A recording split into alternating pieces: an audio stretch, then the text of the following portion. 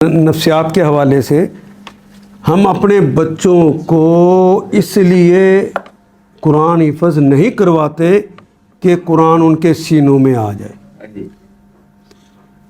ہم تو صرف اس لیے کرواتے ہیں کہ ہمیں مولوی صاحب نے کہا کہ حافظ قرآن ماں باپ کو بخشوا دے گا، ان کے سر پر تاج ہوگا.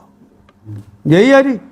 وہ تو اپنے سر پہ تاج کے لیے اس معصوم بچے کو جس کو پتہ ہی نہیں ہے مجھے کیا پڑھنا چاہیے، وہ مسجد میں اس وقت چھوڑ آتے ہیں جب وہ اسے بات کرنی بھی نہیں آتی. غلط کہہ رہا ہوں؟ یہ تو آپ کر رہے ہیں نا، اپنے لیے کر رہے ہیں، اس کے لیے نہیں کر رہے. ہاں، حفظ کا جو نظام ہے وہ اسلام نے اس لیے دیا ہے کہ اگر کوئی جابر حکمران آ جائے، سارے قرآن مجید کو اٹھا کر وہ جلا دے یا دریا میں پھینک دے کہ مسلمانوں کے پاس کوئی چیز نہ رہے. ہو سکتا ہے نا؟ یہ موبائل کے اوپر، انٹرنیٹ کے اوپر یہ سارے قرآن مجید پوری آوازوں کے ساتھ لگے ہوئے ہیں. ایک تار کاٹ دینے سے سارے کا سارا ختم ہو سکتا ہے؟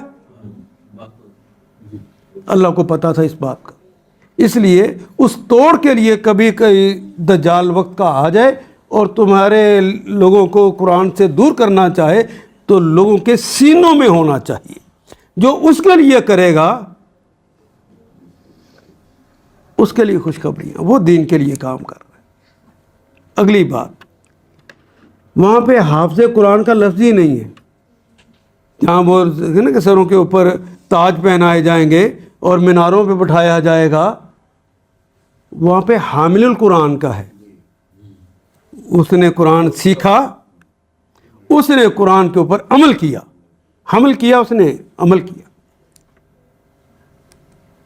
سیکھ کر اس پر جو عمل کرتا ہے ان کے والدین، یعنی جس کو میں اتنی دیر سے کہہ رہا ہوں، جس نے اپنے بچوں کی، اولاد کی تربیت قرآن و سنت کے حوالے سے کی، وہ حامل القرآن.